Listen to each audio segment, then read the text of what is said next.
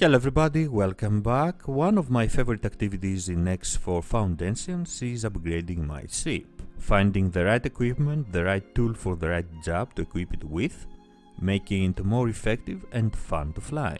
And of course, buying new ships and going through the whole process again and again, creating different variations and in general trying to create the vessel of my dreams. Buying new ships and upgrading your existing ones is a very important part of the game that will help you fulfill different roles and be successful in the X4 universe. So today I would like to talk about ship upgrades in X4, where you can upgrade your ship or buy a new one, what kind of options are available, and share some useful tips with you. The first thing we should mention is that you cannot upgrade your ships or buy new ones everywhere. There are specific locations you can visit to perform this action.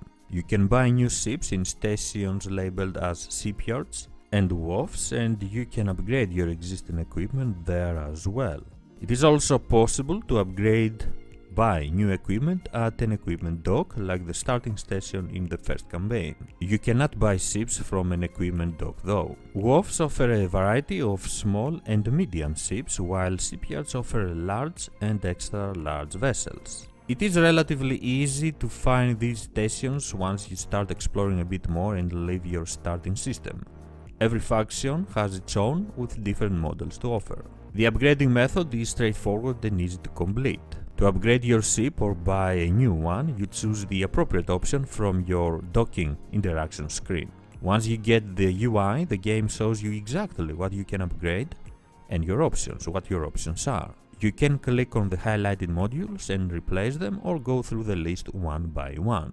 In general, there are 6 categories of modules to equip your ship with, and every category has some options to choose from: engines, thrusters, shields, weapons, turrets, and software. Let's start with the engines that are further divided in all-round, combat, and travel. Travel will allow you to travel faster, obviously. Combat will give you better performance when fighting, and all-round will try to achieve balance between the two. The thrusters affect your pitch, yaw, and roll values and help when maneuvering your ship. There are 2 types of thrusters only: all-round and combat, with the latter being the logical option if you are building a fighter. Shields protect your ship from enemy fire, and the better they are, the more hit points and protection they offer. Weapons and turrets offer a variety of offensive and defensive options that work differently and are more effective against shields or the hull. Here you can also find missiles to equip your vessel with. Lastly, software provides some important and in some cases mandatory to fly options. In the software category, you can find the docking computer, flight assist, long-range scanner, object scanner, targeting computer, and the trading computer extension. There are more options to choose from other than just equipment.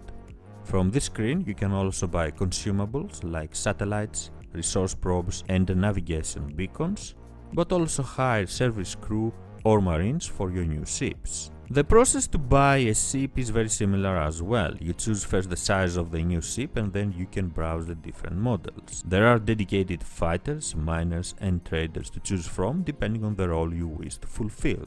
Each faction has different models to offer you with slightly different stats, so there is a plethora of combinations to choose from. Not only the ships are different, but every faction has its own unique modules to offer as well, like shields and weapons with slightly different stats in most cases. Usually those are locked at first, and you have to build up your reputation with a faction to get access to them, including of course some of the ships. When you buy a new ship, you get just the chassis. The initial cost includes only the chassis, and you have to add the other modules in order to make it ready to fly and go around with it, something that will increase the overall cost based on your selections. There are preset loadouts you can choose, or you can build your own. So now that we know how to buy and upgrade ships, let's use this knowledge and build our first courier, a trade ship. Let's pick the cheapest trader, the Callisto Vanguard, and equip it for the job. You can already see that its container storage at 1030 cubic meters is a major upgrade for trading from our starter ship. Taking a quick look at the different presets gives us a good indication of what the game considers good for this ship, but also the final price. I will go ahead and choose a travel engine since we want to move fast around systems for trading purposes, all-round thrusters, and the best shield available.